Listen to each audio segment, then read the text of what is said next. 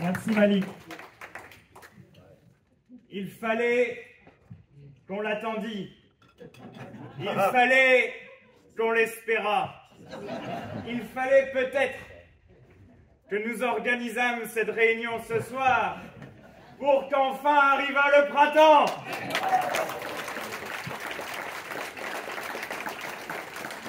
Cet après-midi, le soleil s'est levé. Et ce que nous faisons ce soir, le sens de l'événement, le sens de notre rassemblement politique, est de dire, ici et ensuite, lorsque vous irez, les uns rencontreront votre famille, les autres, vos amis, enfin vos voisins, de dire à chaque fois, oui, l'élection européenne du 9 juin compte, ta voix compte, vas-y le 9 juin, va voter.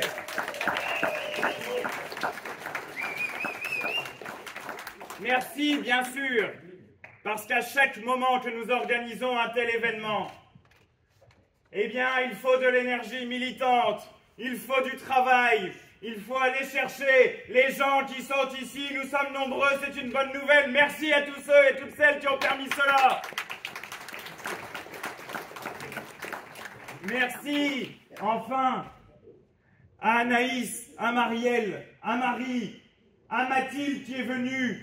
Le combat est commun. La liste que nous portons et cette campagne l'est également. Et je veux que nous nous arrêtions un instant sur ce sujet, car nous savons que la bataille est collective. Nous savons que cette campagne dépend de chacun d'entre nous, non seulement sur la liste, non seulement à l'Assemblée nationale, non seulement dans les médias, mais chacune et chacun d'entre nous, ici et ailleurs. Telle est la beauté de la démocratie, telle est la beauté de ces moments de délibération où chacun, chacune, dans ces instants précis, le 9 juin prochain, chacun, chacune, allant à l'isoloir, a la conscience et sait que sa voix vaut celle de Bernard Arnault, qu'elle vaut celle de Vincent Bolloré, et que nous pouvons affirmer une chose, la souveraineté du peuple dans ce pays.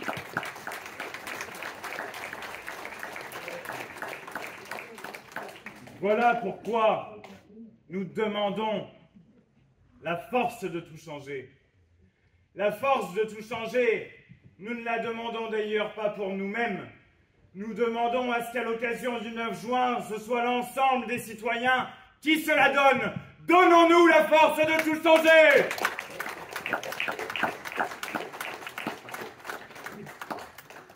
Jamais, à l'occasion de cette élection européenne et de cette campagne, jamais je ne commencerai un meeting ou une réunion publique, parce qu'Anaïs m'a dit qu'il y avait des subtilités entre les deux.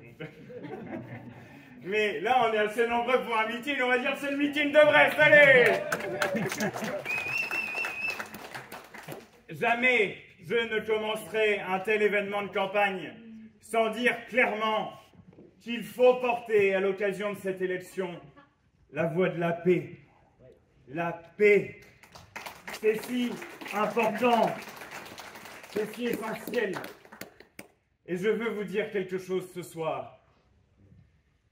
N'ayez jamais honte d'être du camp de la paix. N'ayez jamais honte. Ne laissez jamais tomber sur vous l'opprobre, les accusations, les salissures que parfois les médias font tomber sur celles et ceux qui défendent la paix. Jamais ne laissez faire cela, car vous le savez, tout comme moi, la paix est une aspiration majoritaire dans le peuple français et pour tous les peuples du monde.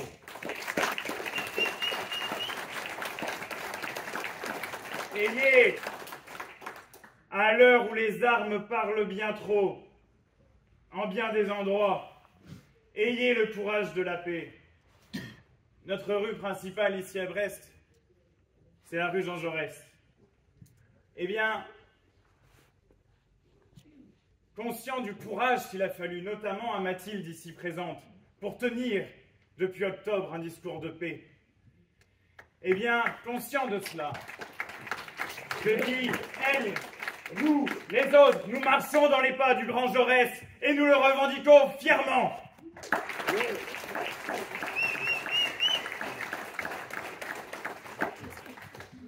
Ne vous laissez donc pas impressionner, mais vous n'avez pas l'air d'être du genre à vous laisser. Les dépenses militaires sont passées, sur les 10 dernières années dans le monde, de 1500 milliards par an à 2000 milliards par an. Le monde, voyez-vous, court à la guerre. Et dans cette ambiance, entendre des va-t-en-guerre se pavaner dans les médias est proprement insupportable. Lorsque Raphaël Glucksmann dit que la Russie livre une guerre totale et qu'il faut nous porter à la hauteur de cette guerre totale, se rend-il seulement compte de ce que cela implique? Car vous allez voir fleurir, et vous avez déjà vu fleurir, des analogies et des comparaisons absurdes, disant oui, si nous n'allons pas à la guerre, si nous n'allons pas, comme dit Macron, envoyer des mecs à Odessa. Dites-vous bien, le génie géopolitique qui nous gouverne. On ne joue pas au Playmobil, monsieur Macron. On essaye de construire les conditions de la paix, bon sang. Eh bien, ces comparaisons n'ont pas de sens pour une bonne raison. Le contexte stratégique a complètement changé à partir d'Hiroshima et de Nagasaki. C'est-à-dire que le contexte stratégique international est tout à fait différent du fait que plusieurs puissances détiennent désormais la puissance nucléaire. Et nous le savons bien à Brest. Nous le savons bien à Brest, car nous, ici, se trouve le centre névralgique de la défense nucléaire française. Et dans ce contexte de montée en tension, l'escalade peut mener à la confrontation entre puissances nucléaires. La seule voie raisonnable, c'est la paix, c'est la négociation. Et je ne vais pas vous apprendre une nouvelle en disant qu'on ne fait pas la paix avec autre chose que ses adversaires et ses ennemis. Ainsi fonctionne la paix. Et lorsqu'il faut sortir de la guerre, oui, il faut négocier. Ne vous laissez jamais impressionner par ceux qui disent « Ah, mais si vous allez négocier, mais c'est l'horreur, on ne peut pas négocier avec telle ou telle personne. Et alors, on continue la guerre sans fin. » Nous le disons clairement, non à la guerre sans fin, non à cette spirale terrible dans laquelle ils veulent nous entraîner. Et pour parler de la paix également, il y a quelque chose qui n'est même plus de l'ordre d'une guerre qui se passe au Proche-Orient. C'est un massacre. C'est un massacre. 13 800 enfants sont morts à Gaza ces derniers mois. En 4 mois, davantage d'enfants tués qu'en 4 ans dans l'ensemble des conflits internationaux. Vous rendez-vous compte seulement de l'horreur absolue que constitue ce moment. Barbara, grande chanteuse française, a vécu son enfance étant juive, pourchassée par les nazis. Et voici ce qu'elle écrivait, Barbara. Et je pense que ces paroles peuvent résonner fortement aujourd'hui. Elle disait « Un enfant qui pleure, qu'il soit de n'importe où, est un enfant qui pleure. Car un enfant qui meurt au bout de vos fusils est un enfant qui meurt. Que c'est abominable d'avoir pour ennemi les rires de l'enfance. Pensez à ces rires étouffés, pensez à ces familles décimées, pensez à ces espoirs tenaces qui ne sont plus. Et alors, comprenant l'urgence de la situation, comprenez pourquoi nous parlons clairement avec la Cour internationale de justice du risque de crimes de génocide à Gaza. Il y a un risque, et cette catégorie internationale en droit a été créée précisément pour le conjurer. Alors oui, cessez le feu immédiat à Gaza. Nous parlons le même langage que les Nations Unies. Nous parlons le langage que depuis le premier jour nous avons parlé. La paix pour les enfants, la paix pour les femmes, d'où qu'il soit, la paix pour l'humanité enfin. Quel sens cela aurait-il d'être du camp de l'émancipation, de l'humanisme, si nous ne portions pas à ce moment cette parole si nécessaire? Je suis fier que notre liste compte en 7e position Rima Hassan, spécialiste de droit international, militante franco-palestinienne,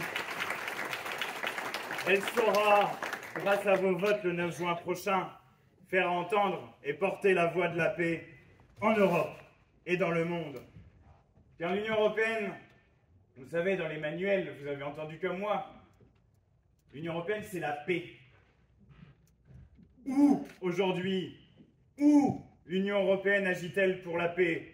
Elle n'est à la hauteur ni des événements, ni de sa responsabilité. Et il faut en prendre toute la mesure, car ce sont 142 pays qui aujourd'hui reconnaissent l'État palestinien. 142 pays. Et l'Union européenne ne la reconnaît pas. Et seuls 4 États européens en ont pris l'engagement. L'Espagne, Malte, la Slovénie et l'Irlande. L'Irlande qui s'y connaît effectivement en matière de conflit colonial. Il n'y aura pas d'autre solution à ce conflit qu'une solution politique. Et cette solution politique passe par une chose, la solution à 2 États, celle que l'ONU réclame depuis des décennies. Alors oui, nous allons nous engager pour cela. Parce que l'autre jour, j'ai été assez surpris, j'ai participé à un petit débat. Alors voilà, il y a des représentants de certaines listes. Et alors, consensus général de la droite diverses variantes, n'est-ce pas? Les macronistes, Pierre Karleskind, effectivement, dont Marie a parlé. Et bon, voilà, tous ces gens. Bon. Pierre Karleskind dit, oui, il faut défendre nos valeurs. La représentante de la liste du Parti socialiste. Oui, défendons l'Occident, dit-elle, ne se rendant sans doute pas compte de ce qu'elle disait alors. Car enfin, quelles sont ces valeurs? S'il s'agit des droits humains, où est l'Europe dans le conflit au Proche-Orient? S'il s'agit d'autre chose encore, qu'ils le disent au moins. Mais non, ils disent ce sont les valeurs. Eh bien, puisqu'ils prétendent s'inscrire dans l'histoire européenne, je vais leur dire à ces gens, il y a un magnifique texte d'un philosophe allemand qui s'appelle Immanuel Kant. Et ce texte s'appelle, écrit en 1795, au moment de la Grande Révolution française d'ailleurs, il s'appelle « Vers la paix perpétuelle ». Vers la paix perpétuelle. Il est assis sur une perspective universaliste. Et je le dis très clairement, je vous le dis très tranquillement, nous ne connaissons pas de valeurs occidentales. La France et sa grande révolution connaissent des principes à valeur universelle, car nous sommes humains, tous semblables. Et c'est bien cela qui fonde la politique internationale que nous défendons et que nos représentants défendront.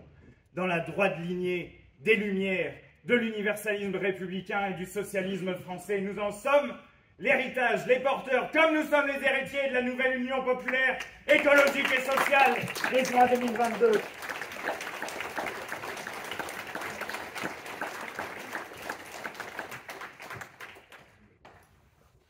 Et lorsqu'on est pour la paix, eh bien, on est également pour la démocratie en Europe et en France. C'est d'ailleurs l'occasion pour moi de saluer, comme l'ont fait mes prédécesseurs à cette tribune, Fabian et Lénie, qui ont été agressés par l'extrême droite. Ici, Édouard, un militant, a été menacé nominativement. Nous ne céderons jamais, jamais face à cette intimidation, jamais face au fascisme. Et nous mettons les mots sur ce que ces gens-là représentent, la violence. Voyez-vous les républicains espagnols aux franquistes qui disaient « Vive la mort !» Et on va peut-être apprendre à faire comme ils faisaient dans les années 30. Eh bien, les républicains espagnols répondaient « Vive la vie, à bas la mort !» Et tout le monde disait « à bas, vive la vie, à bas la mort !»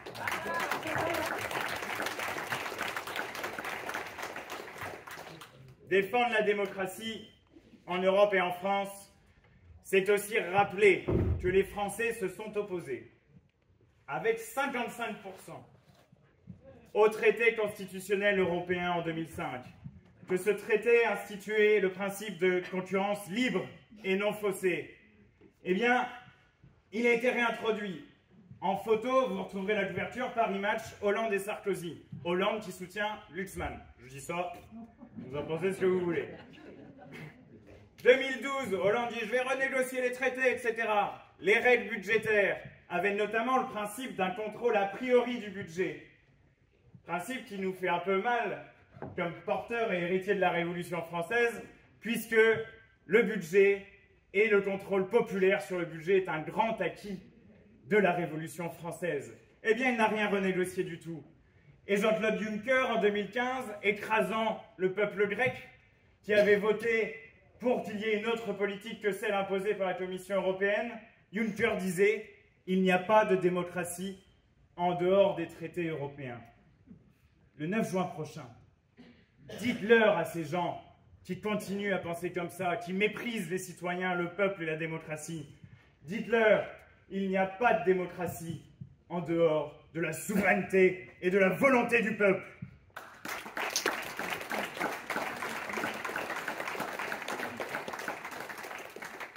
Voici la culture de la paix qui est la nôtre.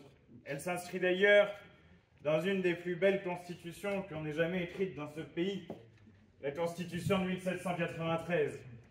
Cette Constitution disait dans son premier article « Le but de la société est le bonheur commun ». Comme les libéraux et les capitalistes nous emmènent loin de ces rivages, car les démocraties doivent également vivre et tirent leur sève des droits sociaux. Ce qui est l'occasion pour moi de vous dire, le 9 juin, lorsque vous mettrez un bulletin dans l'urne, ou alors à Brest, vous appuierez sur un bouton, eh bien, vous pourrez dire « Vive la République sociale! Vive l'Union populaire! Vive la France insoumise !»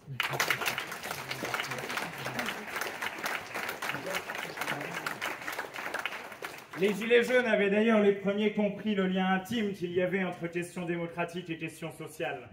Ils avaient dit qu'il faut un référendum d'initiative citoyenne. Eh bien, nous voulons également le porter au niveau européen. Nous le porterons à tous les niveaux où il est nécessaire. Beaucoup, enfin, se jouent en juin. Vous l'avez compris. C'est la condition de l'alternative. Nous ne pouvons pas abandonner le pays à Macron, à la finance, ou à Le Pen et ses sbires racistes. D'ailleurs, parfois, on se demande si les banquiers qui gouvernent ne sont pas également racistes, et si les racistes côté de Le Pen ne sont, et ça on en est certain, pas les meilleurs serviteurs de la finance. Eh bien non, il y a une autre alternative, c'est l'alternative populaire, celle de l'Union populaire, celle où, attachés à la solidarité et à la République sociale, nous nous demandons, les uns les autres, de se donner la force de tout changer.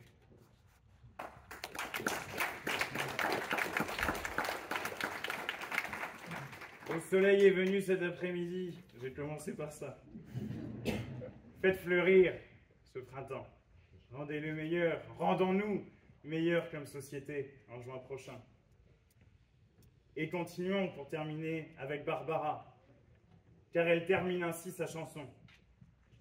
Et contre rien, et contre personne et contre rien, mais pour une rose entr'ouverte. Pour l'accordéon qui soupire, et pour un souffle d'abandon, et pour un jardin qui frissonne. Et vivre passionnément, et de combattre seulement qu'avec les feux de la tendresse, et faire jouer la transparence au fond d'une cour au mur gris, où l'aube aurait enfin sa chance. Vive la paix, vive la démocratie, vive l'Union populaire!